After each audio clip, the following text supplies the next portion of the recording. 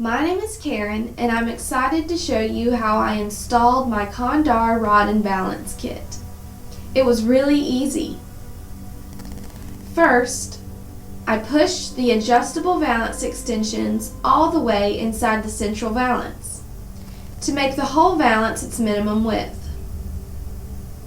Then, I aligned the valance in the center of my firebox. With the two center holes facing the roof, I made sure that the front of the valance was flush with the outer edge of the firebox and then marked the location of the two holes with a pencil.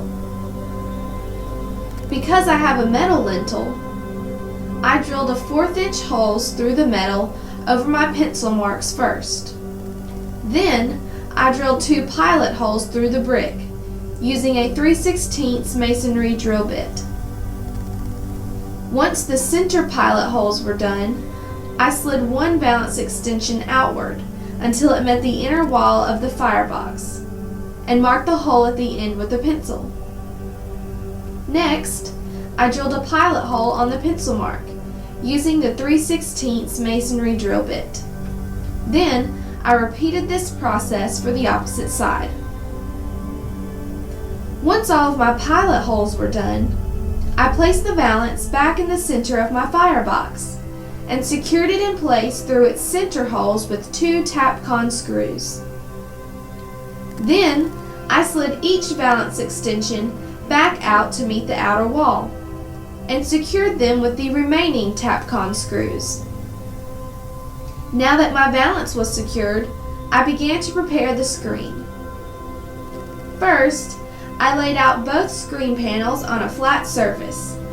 Starting at the end of the panel opposite the cool grip pull, I threaded the straight end of the rod onto the panel's hanger rings, but I made sure to skip the first ring because it's used to secure the screen to the valance in a later step.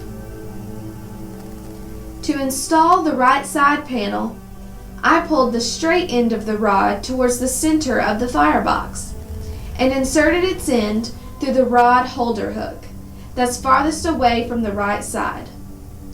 I slid the rod through the hook until there was enough room for me to insert the right angled end of the rod onto its hook and slide the right angled end over and down to secure it to the valance.